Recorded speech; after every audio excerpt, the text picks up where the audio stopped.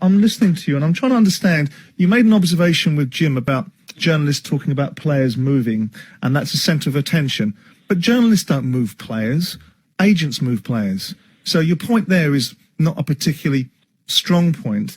But the idea that you're talking, I'm not entirely sure what benefit there is in listening to you, Mino, about Paul Pogba's move to Italy, or you even answering questions about it.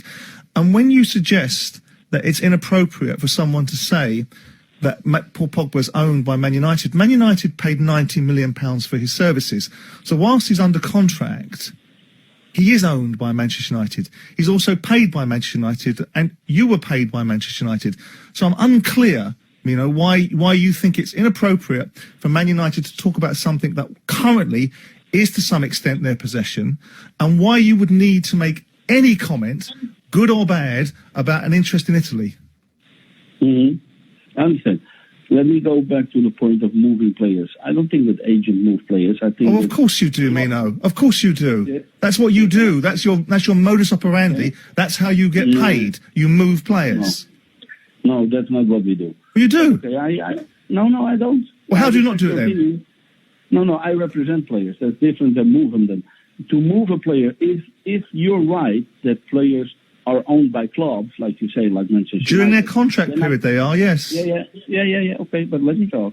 Then I cannot move a player without the permission of a club. Now, you can create division, can't you? You can create a culture of division. But to make a transfer, you need three parties. You need two clubs and one player. Right or wrong? No, what you need, ultimately, yes. With a player like Pogba, you're always going to have a buying club.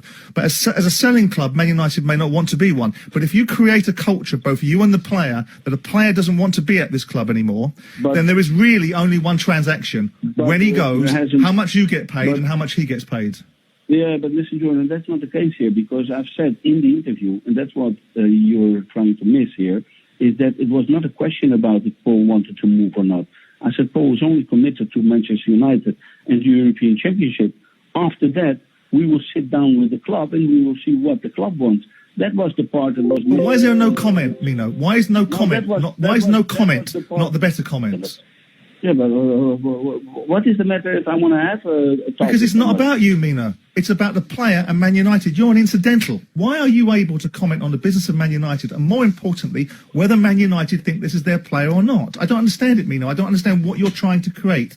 You're not creating a happy culture. You're creating a divided one, or facilitating one, or enabling one. I don't agree, but here we are not agreeing again. I've not created any culture of division for the last years, but it's not.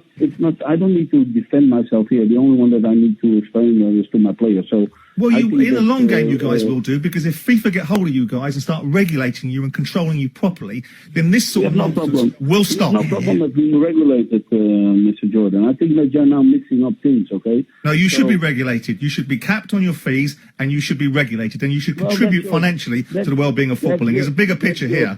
That's your opinion. It's a good opinion, and it's an opinion of most people that's sensible. Not you guys, not you and Jonathan Barnett and whoever else.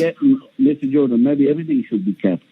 Also, maybe also transfer should be kept. Agreed. Pricing should be kept. Maybe also sponsor money should be kept. Maybe also everything else should be kept. But we live in a free society. We live in a capitalist world. We don't live in a communist world. Okay? No, but by the same token, if the obligations upon football clubs are to pay, if the obligations, hang on, Mino, you've made an observation. If the obligations are on football clubs to pay levies, then there should be an obligation upon agents. That's a different discussion, perhaps. Well, that's maybe for another day. If you want to discuss that, you're always welcome to come to my office and we can discuss whatever you want on this matter and this topic. For the sake of Mr. Jordan, you can pay 90 million for the services. That's not correct. He didn't pay. A club didn't pay 90 million for the service. The club pays 90 million as an indemnity to break a contract. That's okay. 90 million for breaking a contract. He's been bought by Manchester United, hasn't he? Mr. Jordan, please let me talk. That's a transfer. They didn't owe. They don't buy a player. They don't buy a human being. They buy his service. Oh, you're being pedantic. You're being pedantic. Mino, Manchester United have every right to turn around and say, if you pay for something, you have a sense of entitlement over it, and in that contract period, not in perpetuity, for 4 years they have him, they are able to say he's theirs. You own your employees, Mr. Jordan. Say again? In your business, you own your employees. They're owned by you. This is very different. I don't pay £90 million No, it's to not buy an very employee. different. And if I did, I'd have a sense of exactly entitlement about during the 4 years that I had him, that he was a part and parcel of the fabric of the business that I own. So yes, I would have an element of ownership, not about the person and his right to be able to do other things. You own a human being. In the business of football, Mino, don't be absurd. No, not In the business of football, not he's an also in the asset. business of